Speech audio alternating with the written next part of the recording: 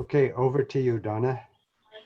Okay, so this trip is from 2012, and it was a natural history tour. So we were looking at nature. We weren't visiting any of the big cities in Brazil, and we weren't really spending any time on the fascinating culture and history of the country.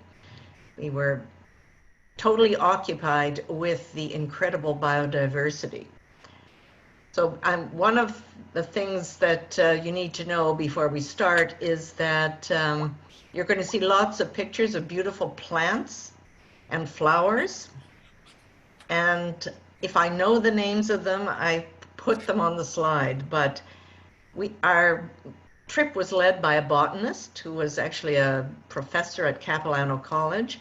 And even he didn't know the names of all of these plants. I mean, the diversity of plant life is so extraordinary that really you're lucky if you can get into the genus, never mind the species of most of these things. So I think I know the names of the birds and the mammals, but when it comes to plants, not so much. Anyway, so this trip actually we spent actually more time in the Amazon basin than we did in the Pantanal, although we did visit the Pantanal. But this was a trip that we did in August, so this was the dry season. And we left Vancouver on August the 4th and returned on August 23rd. So it was 20 days we were away. The first place that we went to was Manaus here. And from Manaus, we went up by boat, a cruise for several days up the Rio Negro and back to Manaus.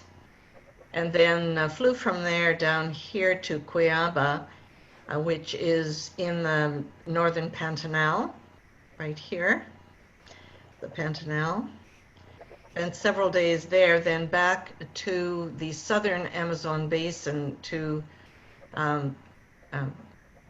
the airport here at Alta Floresta to visit the Cristalina River.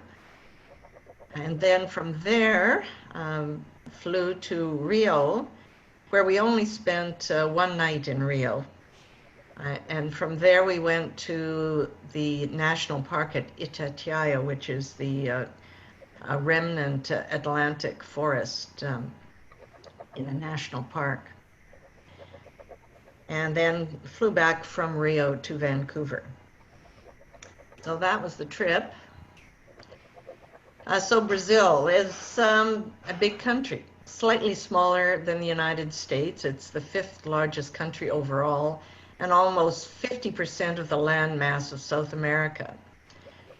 And in 2014, its population was just over 200 million, with a decent life expectancy overall of 74 years and a per capita GDP of about $16,000 US. Its natural history was the focus of this trip. So the Amazon, as most of you will know, is the largest river in the world with a basin of over 6 million square kilometers. It has a lot of rainfall during the wet season, up to 180 centimeters per year, but it does dry out during June to September, and we were there in August, so we were definitely there during the dry season. The Pantanal is another large reason. It's, depending on when you measure it, it's somewhere between 140 and 200,000 square kilometers, again with a lot of rainfall during the rainy season and the similar dry season. The reason for visiting Brazil is the incredible biodiversity from a natural history perspective. So just look at the number of species of birds, over 1,600 species of birds, 18% of the world's total a number of bird species live in Brazil. So it's really incredible. The bird book was one of the heaviest things in my luggage. There's lots of mammals as well, reptiles, amphibians, butterflies. The insect life is incredibly diverse. Nobody has any idea how many insects there are in Brazil. It's millions and millions of species overall. So incredible biodiversity. So the first place we arrived was Manaus, which is a city on the Rio Negro, which is a tributary of the Amazon. This is one of the main squares in Manaus. And this just shows some of the beautiful cobblestone in this square in the city. And we were taken on a little tour of this famous opera house, the Teatro Amazonas, which was built in 1896 and is a very beautiful building. It was built by wealthy rubber merchants at that time. So this is the inside where you can see the metalwork and some of the murals on the ceiling. It seats about 700 people. And there's the stage with the curtain. That was really a lovely building. And this is now looking at a bridge in Manaus that crosses the Rio Negro.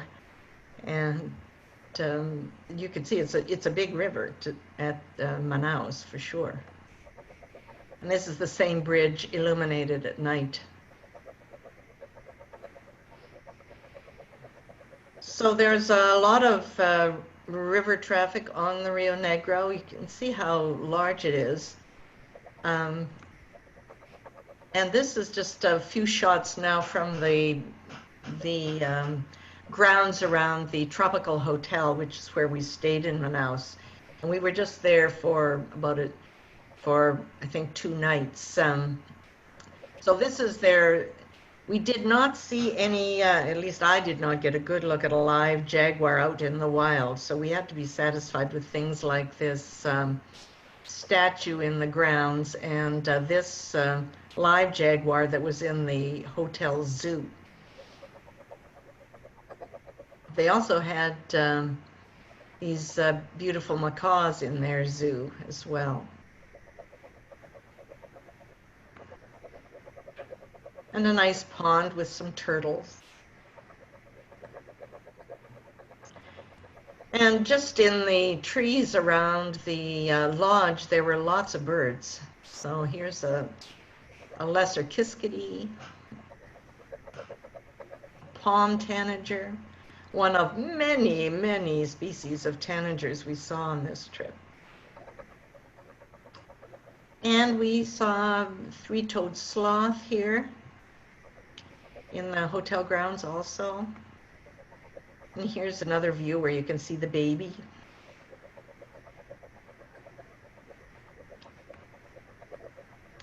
And some nice monkeys. So these are tamarin monkeys. You can't quite, it's a typical South American monkey with a very long tail, which you can not see very well in this picture, but. So now we're about to leave Manaus and start our boat cruise down the Rio Negro to visit part of the Amazon Basin. So this is an enormous drainage system, the largest in the world, at least 7 million square kilometers, and about 1/5 of the fresh water on planet Earth runs through this drainage system. The majority is in Brazil, but it's also extends into Peru, Ecuador, Colombia, and Bolivia. The river itself is about 4,000 kilometers long, and most people would judge the Nile to be slightly longer than the Amazon. But it's definitely the biggest river in South America, stretching from the Andes, about 160 kilometers from the Pacific to the Atlantic Ocean. It's characterized by very dramatic annual flooding, up to a 15-meter water rise during the wet season from November to June. And this area contains about half of the Earth's remaining tropical rainforest, which, as most of you know, is quite threatened by development. The Rio Negro is the largest of approximately 1,000 tributaries. And again, this very high biodiversity. So our botanist leader was very impressed with the number of species of trees per acre, which is often as many as 100 different trees per acre, as compared to our area, where you'd be lucky if there were 6 different types of trees in an acre. So this is just a view that shows the extent of the Amazon basin. You can see how much of South America it really does occupy. And here's our ship. So this ship was our accommodation for 4 nights, and we ate all our meals on the ship and slept there.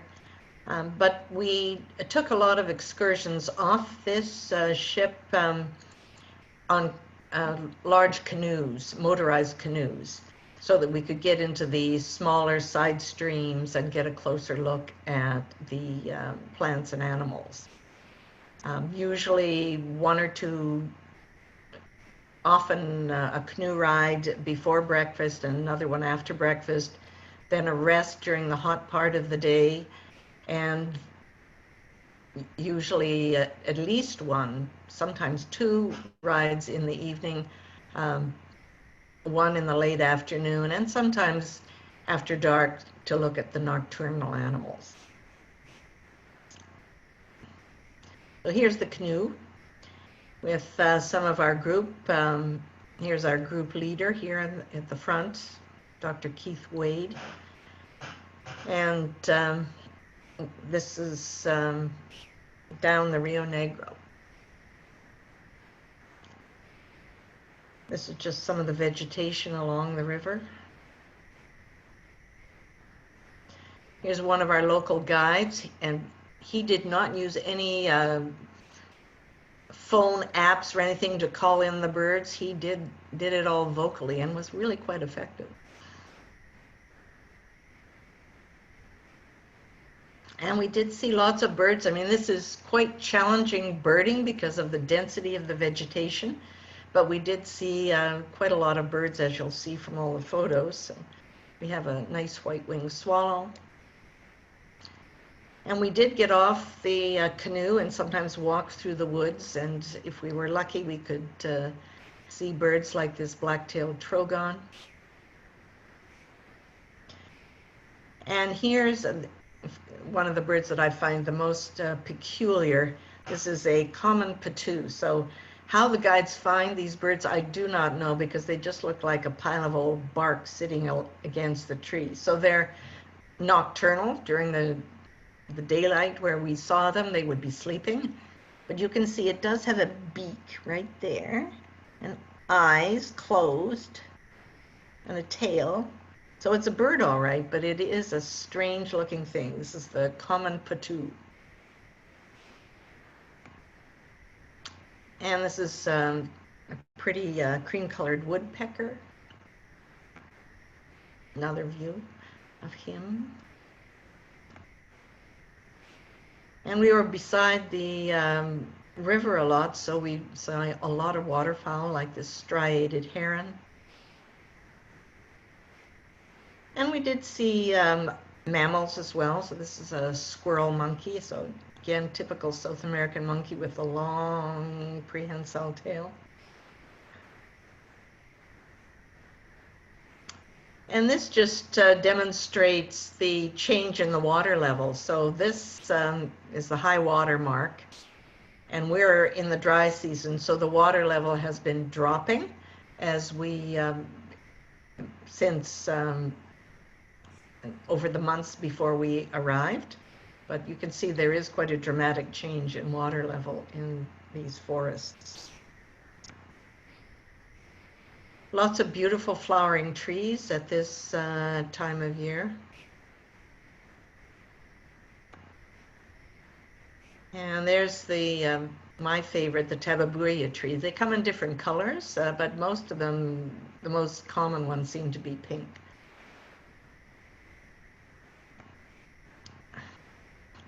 Lovely flowers. These giant water lilies, the leaves were about a meter across. So you sometimes see birds standing on them. This is the flower from the giant water lily. A green iguana trying to hide in the foliage.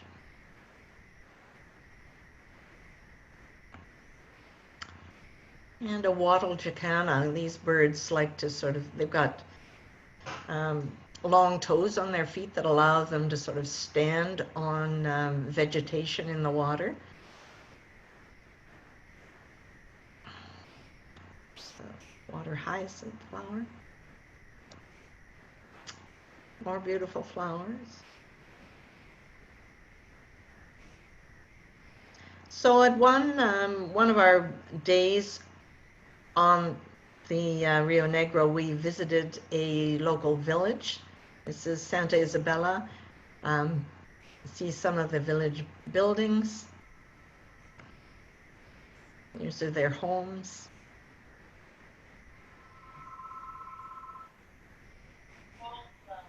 And this is the villagers with their children. So they did a lot of fishing, as you would expect, being right beside the river. Not necessarily in the most environmentally friendly way, but they definitely were fishing. This is their school and their grocery store. And this is one of their friends. This is a white-throated toucan who wasn't really a pet. He could come and go as he pleased, but was quite habituated to the people because they left food out for him. So this is, again, he's sort of a volunteer pet, but was not in a cage by any means. He was out roaming around, but very easy to get photos of this guy. And these are a couple of photos from one of our night canoe rides. So this is a pair of band-tailed nighthawks. So the guides would shine a flashlight on these animals so that we could see them and sometimes get a picture. And here's a cane toad, also nocturnal. So there were a lot of riverboats, people living on riverboats along the Rio Negro. And the kids would go to school using one of these boats.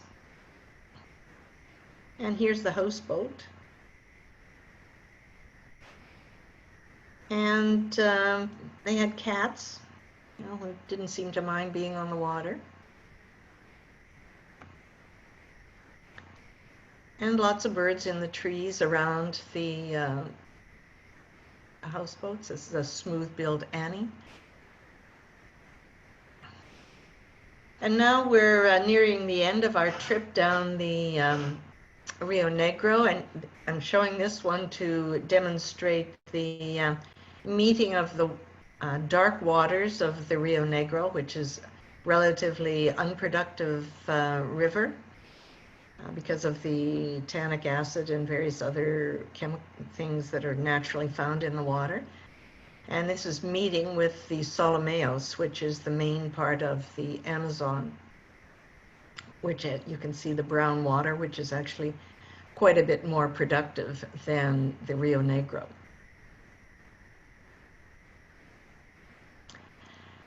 So now we're going to leave this part of the Amazon basin and fly to the Pantanal.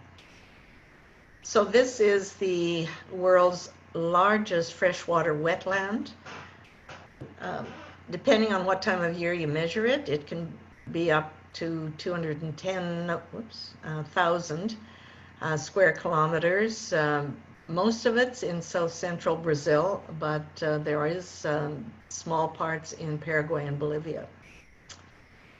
It extends about 600 kilometers along the Paraguay River and its tributaries. So it's basically an inland delta and a seasonal floodplain where the low-lying land floods during the rainy season, where there can be 1,000 millimeters of rain during that time. And then there's a gradual drying and receding of the water during the remainder of the year, but it never gets completely dry, as you'll see in the pictures. As you might expect from this kind of wetland, there's extremely high biodiversity here, with well over 600 different bird species and over 150 different mammalian species recorded here. So this was our lodge, the Araras Eco Lodge. And this is just some of the grounds around the lodge. So there is ranching in the Pantanal. And there was a ranch very close to the Eco Lodge. You can see the horse here. And cowboys herding their cattle. So in contrast to the Amazon Basin, when we were here in the Pantanal, we traveled around in vans on these roads, right?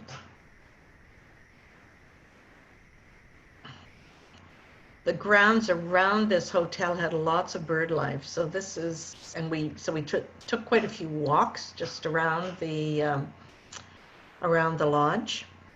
So these are my favorites, the hyacinth macaws. They were living in a tree on the lodge grounds, and this is a parent and a rather large baby. These are the male Amazon kingfisher, and the female. And here's one of them with a fish in its mouth.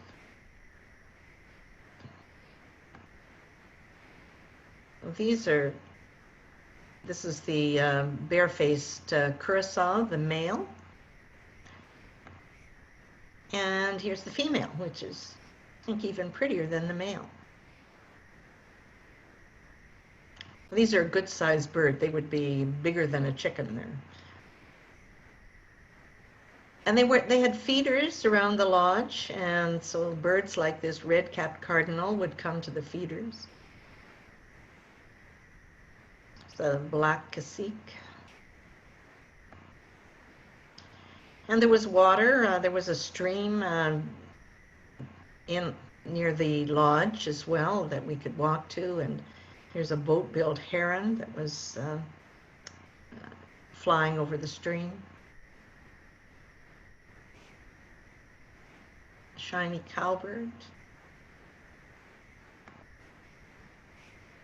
Couple of social flycatchers.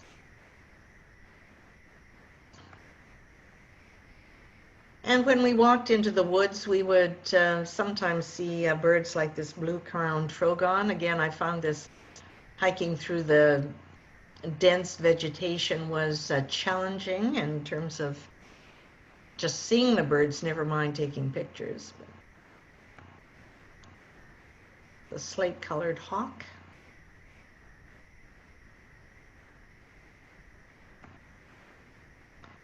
A couple of plumbeous ibises.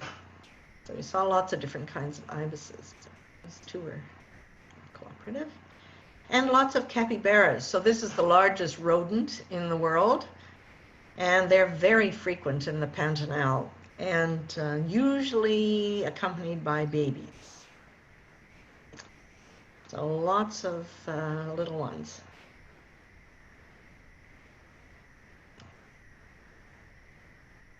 And they're very happy with water. They're good swimmers, and we see them in marshy areas as well. So Brazil has an amazing number of different parrot species, and just the part of my bird book that covered green parrots was like dozens of pages long. So we didn't see them all, thank goodness. But anyway, we did see quite a few. And this is the yellow chevroned parakeet, right? And here is a peach-fronted parakeet. So this is the peach front up here, just on top of the beak.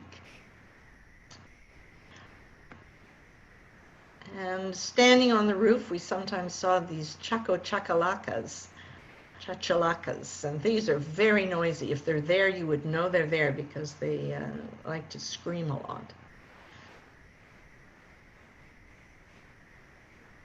And lots of different kinds of toucans and their relatives. So this is a chestnut-eared aracari that we saw on one of our walks. And here he is grabbing a bug from midair. So they eat fruit, but they're not strictly vegetarians. They're quite opportunistic toucans. And we went on night walks around the grounds, and this is a great horned owl that we saw on one of these walks. And there's a black-collared hawk.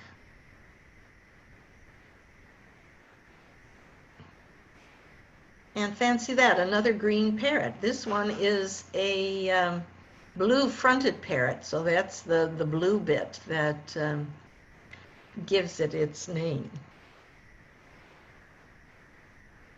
A vermilion flycatcher. And this big nest, so this was, I don't know, quite a few meters across, this huge nest. And the little openings here, these are the entrances that the birds use to get into their communal nest. So this is a nest for monk parakeets. You can see one, you can get an idea. Here's one of them sitting up here, a couple more over here. And in this picture, you can see them by the entrances. And here they are all sunning themselves on the branch nearby the nest. So dozens of birds in that big nest. And this is just another picture where you get a better look at those parakeets, the monk parakeets. Cute little bird. So we took a ride to some of the marshy areas. So this is a dry season, but there was still wetlands left. And in this particular area, you can see all the different birds. So there are all these egrets. There's a big jerboa stork here. So lots of life in these wetlands. And here you can see the big stork again and the egrets and a heron or two. But there's a capybara right there by the marsh. And all these animals were coexisting quite happily with these numerous, and I mean numerous, black caimans. So you can see the water here is just full of these caiman heads. But none of the birds and the capybaras seem particularly worried about these caimans. They just sort of went about their business ignoring them. But they're quite big. Some of them were a couple of meters long. You know, they were good-sized reptiles. And here he is smiling at us, demonstrating his big teeth.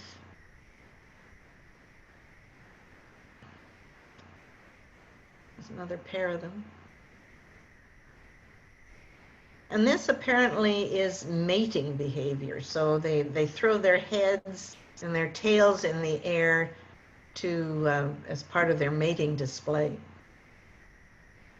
just what we need, more caimans. It seemed to me there were oodles and oodles of them already. And here's all the babies in a little pond that we passed by on one of our rides.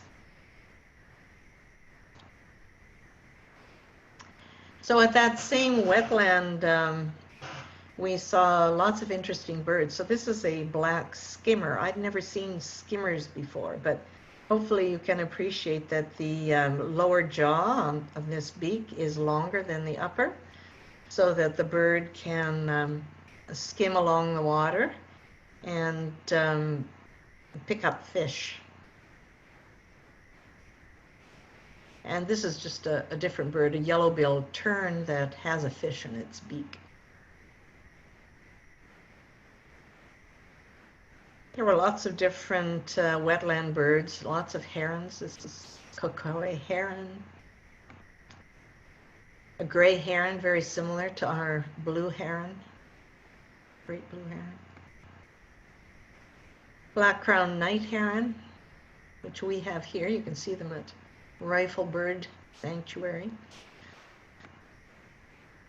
A limpkin. A beautiful whistling heron.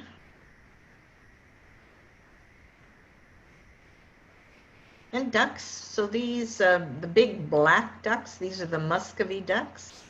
And the little brownish ducks with the red beaks, these are the Brazilian teal.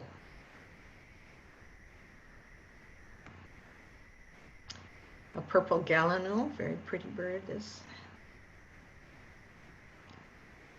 And a gray-necked wood-rail. All of these like to be in the wetlands.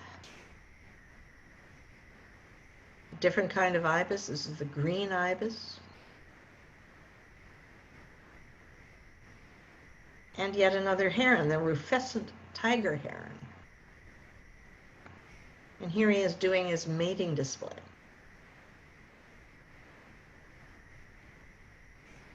So this is a wood stork, and you can see he's eating, he's looking for food right here with caimans, you know, right by his feet.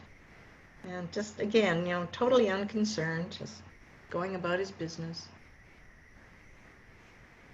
And here's the same, a group of the same birds up in a tree.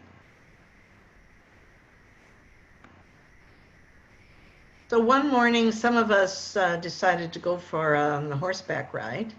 So there was a ranch near our lodge, so they had horses.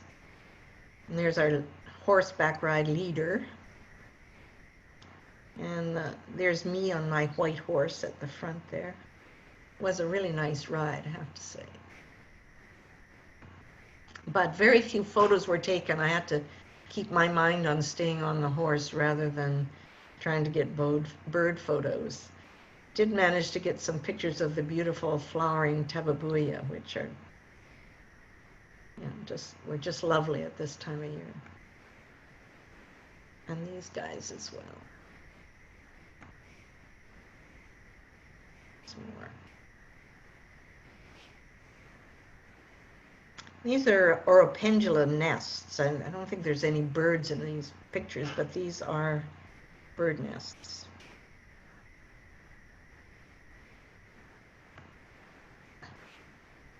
And here we have a red-throated piping guan. This is not a hard bird to see because they make a lot of noise, and they're a big bird, so easy to find these. And along the roads, we would occasionally see these crab-eating foxes. These are about the size of our coyotes. Lots of insects, like pretty dragonfly here. More birds of prey, so this beautiful laughing falcon. Another green iguana going for a stroll. And I really like these orange troupials, but they were tough photographic subjects. They were forever jumping around in the trees. So. But I think you get the idea anyway there. Very pretty bird. Savannah hawk. And this is southern caracara. These are very common throughout much of South America, and they're scavengers, carrion eaters primarily. And we were lucky, we finally did see a giant anteater on one of our drives. So here he is approaching the road and crossing the road in front of our van. So you can see how they're have these long, long claws on their front feet, so they have to basically walk on their wrists. And curve their paws behind. And here's the Jeraboo stork, which was in a pond near our lodge. And I have to say, these are most peculiar looking birds to me, but lots of them, they seem to be quite successful. And here's one of them's caught a fish. And he's gonna, there it goes, down the hatch. And there he is on the wing, so they can fly, even though they look so awkward, and they have no problem getting into the air. More beautiful flowers. And these are yellow-headed vultures. We saw quite a few of these. Big bird. There he is on the wing.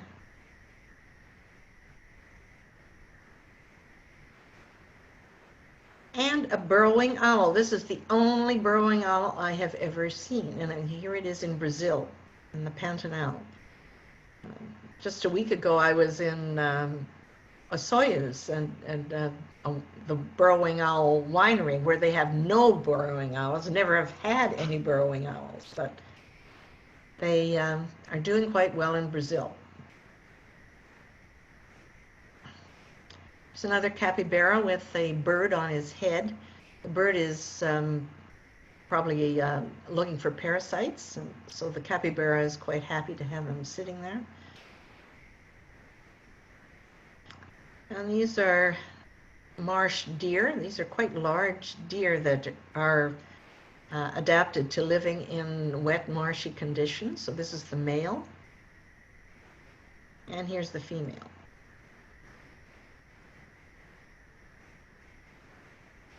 And here's another patoo. This is the great patoo. And again, I don't know how the guides find these creatures, because they are absolutely motionless, sitting there like an old bath mat thrown up in the tree. And there's the beak, and closed eye, and the long tail. So he's presumably going to get more active at night, but during the day he does basically nothing except sit there.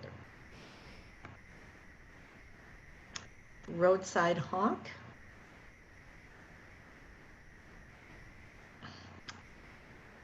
And the roseate spoonbill, another bird that likes marshy areas. And there it is on the wing.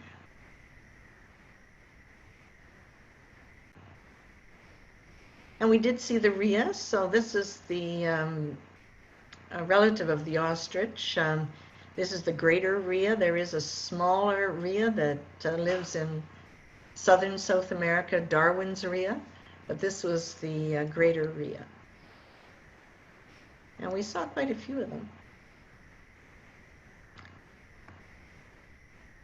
Lots of hummingbirds. So this is a rufous-tailed jacamar.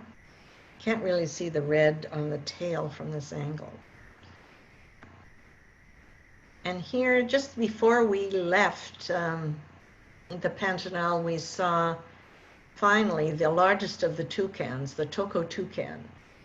So this fellow is quite an opportunistic omnivore, so it eats fruit, but it will also, in addition to insects, eat small birds. So it has, this is a big beak that he uses for many purposes.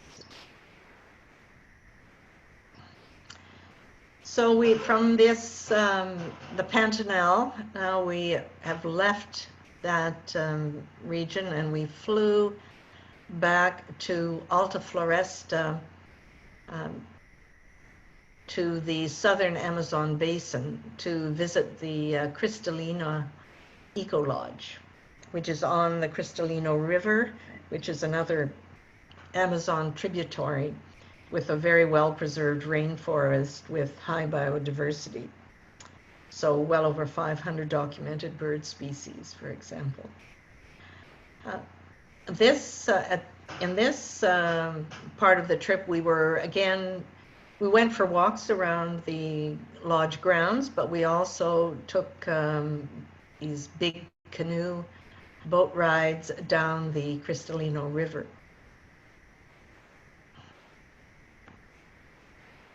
And this is the cabins that we stayed in. This was really a lovely lodge. These were very modern, gorgeous cabins that we stayed in. And the grounds were very nice. This is a swimming platform. I think I actually got a tick from this river when I went swimming, but did seem to be a very nice, clean river. And the tick was not dangerous. And this is more of the lodge around the grounds around the Cristalino Lodge, the palm trees. Nice stream with waterfalls constructed. And when you walked around the lodge, you could see lots of different things, including insects like these cicadas. Beautiful butterflies at this lodge. And this is the river in the morning with the mist rising off the river as we get started for our first cruise. There's an anhinga drying her wings. Beautiful capped herons. There's one of them taking off.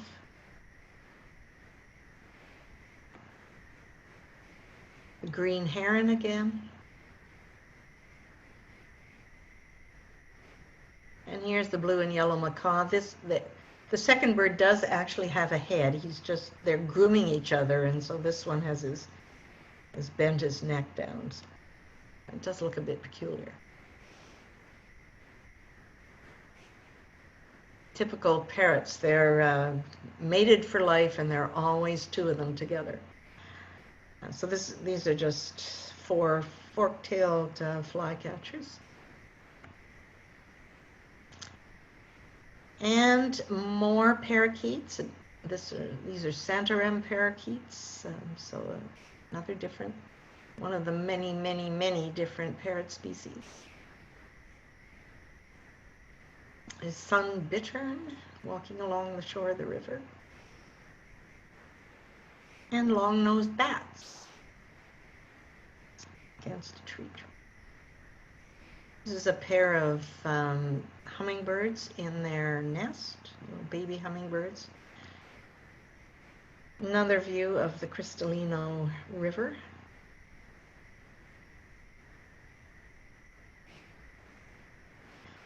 And we did go for walks in the forest around the river, but again, challenging birding in this dense forest.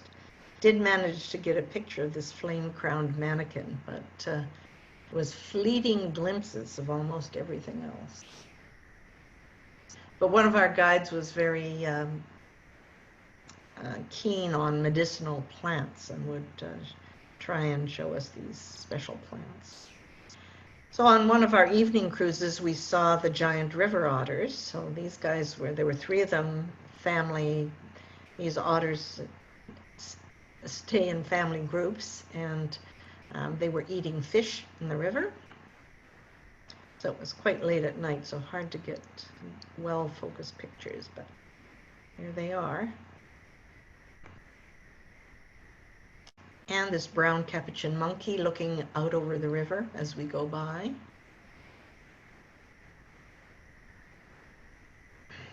Lots of insects, huge spider webs. butterflies everywhere. Huge crowds of these guys.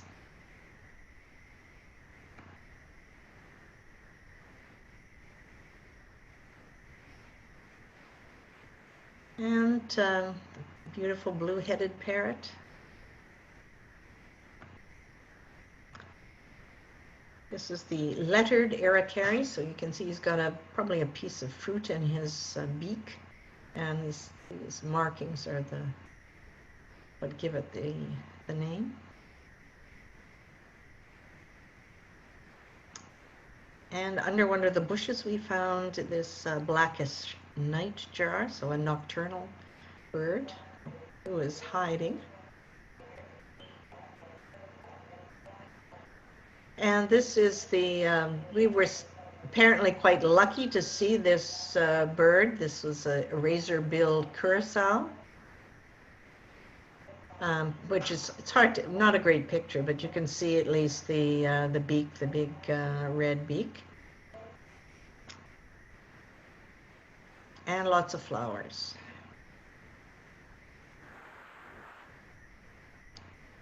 And these are seeds along the tree trunk even. And the day that we left the Crystalina Lodge, we climbed their high tower for nature viewing and saw a big family of these white-faced spider monkeys.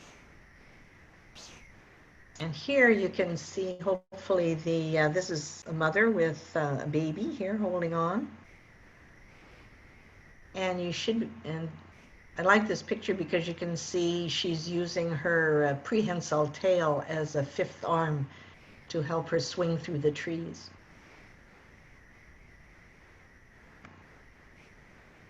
And there's a very worried looking monkey. And another one giving us a good face look. So from the Crystalina Lodge, we flew to Rio de Janeiro. We got there about midnight, and the next day we spent about half the day going to a botanical garden in Rio, and then we had lunch at a restaurant at the Copacabana beach. But basically we did not see much in Rio. We were only there very briefly. But the botanical gardens were beautiful. Lots of beautiful plants. This is ginger, gorgeous bamboo grove. This channel-billed toucan, gorgeous bird. A masked water tyrant standing on one of those giant water lilies.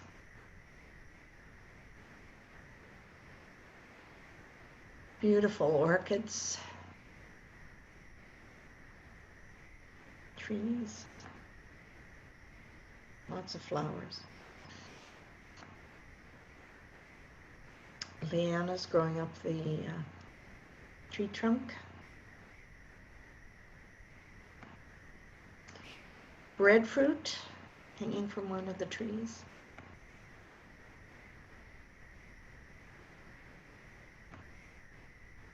Another gorgeous orchid.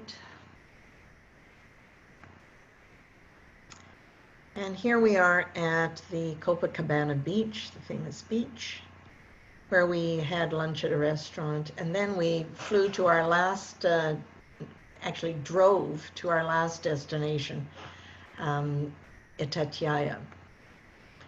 So this is the oldest national park in Brazil. It's a remnant Atlantic coastal forest.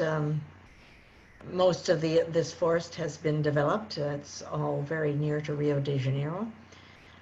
But there is a remnant forest, waterfalls, rocky plateaus, and some grasslands left that are being preserved. So here's our Hotel do Ipe, their grounds with lots of turtles in their pool. Here are the cabins overlooking the valley below.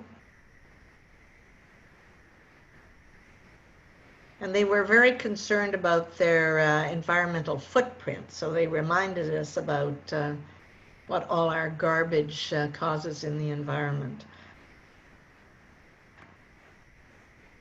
This is just a view from the lodge grounds. And we were very lucky. This is not a great shot, but we were very lucky, apparently, to see this Tyra. They're about twice the size of a house cat, I guess, and generally nocturnal. But this one was running across the lawn in broad daylight. Sort of a weasel. And they had feeders at this lodge that attracted a huge number of different birds. So I'm just going to click through some of these shots of all these birds. This is the blue-naped Chlorophonia.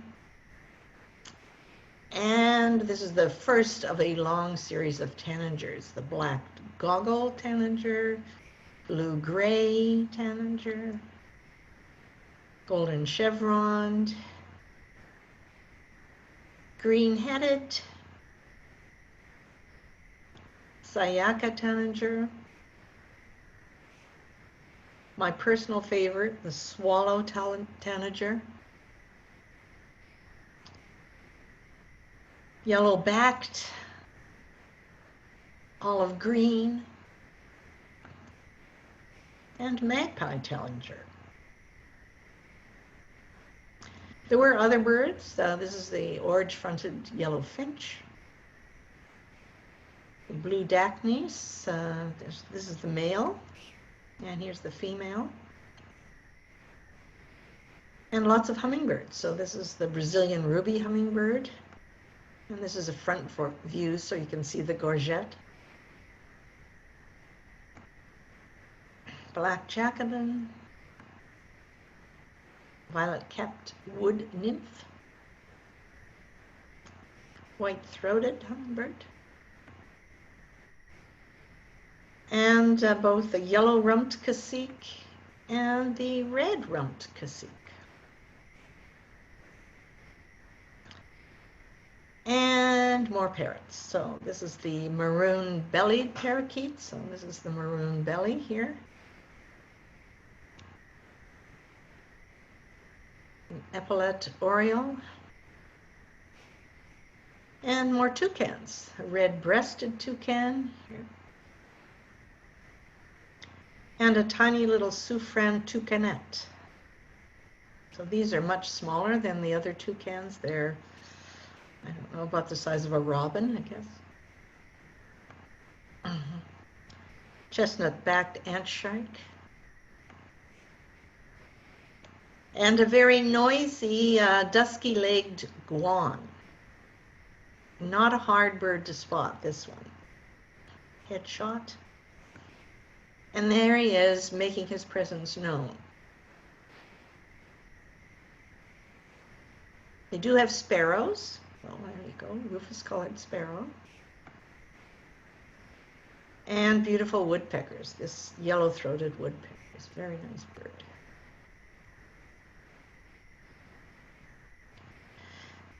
So we took a little side trip by van to see the Itatiaia Highlands. This is just a view overlooking the highlands from the road. And here's some of the rocky plateau and the vegetation, which was very different up there. So yeah, so here we are. These are quite well known. I think these are the Black Peaks. With the tussock grass, again, very different vegetation. Different birds. This is the great pampa finch. And this Araucaria forest. So Araucaria, a monkey puzzle tree, is part of the family. And these trees need a much cooler climate. So we saw these trees in Chile also, but again, you need a cool climate, generally high elevation. and another view over the valley. We visited some of the waterfalls, which is also well known in this park. Lady-breasted wood rail in the water. Lots of flowers along the riverbank.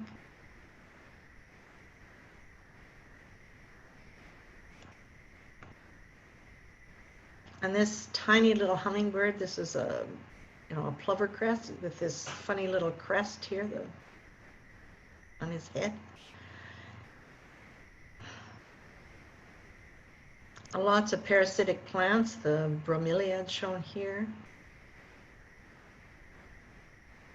So this is the plant growing on the tree. It's another one with blossoms.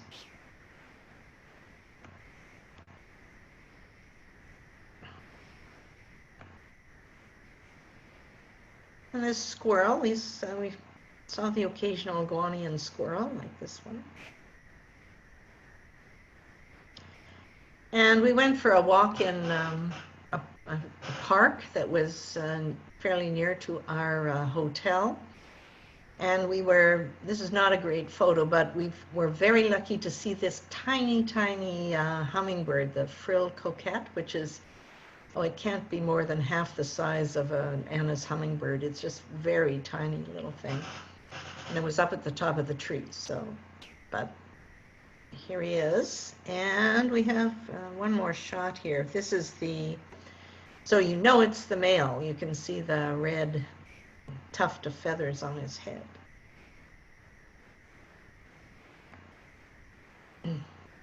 And we were apparently also very lucky to see this swallow-tailed cotinga. But it was sort of making its presence known. It was squawking away, so it wasn't trying to be shy. Anyway, so that was the last of our days at Itatiaia. And from there, we flew back to Rio, and from Rio back to Vancouver, arriving back on August the 23rd. So that was a 20-day trip. And that's the end. So if there are any questions, I'm happy to answer them.